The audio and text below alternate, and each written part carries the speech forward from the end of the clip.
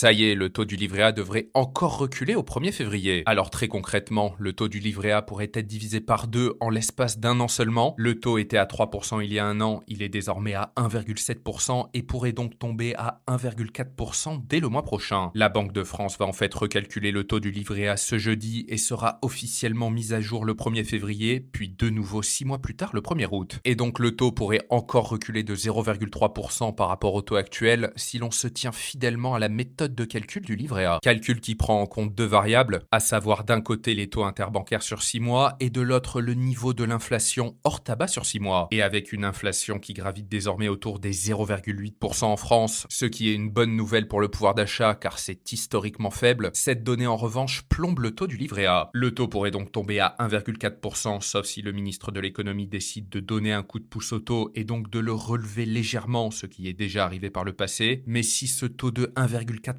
se confirme, 10 000 euros placés pendant 6 mois, donc jusqu'au nouveau calcul du taux, rapporterait 70 euros d'intérêt et au plafond de 22 950 euros, il rapporterait 160,65 euros. De son côté, le LDDS suit fidèlement le livret A, donc même raisonnement. Quant au livret d'épargne populaire, sa formule de calcul prévoit qu'il ne peut pas être inférieur au taux du livret A plus 0,5%. Donc naturellement, si le taux du livret A est de 1,4%, le taux du LEP ne pourra pas être inférieur à 1,9%. Là encore, un coup de pouce pourrait être donné pour le LEP, ce qui pourrait relever légèrement le taux, mais je vous tiendrai au courant dès qu'on aura la validation officielle du taux du livret A.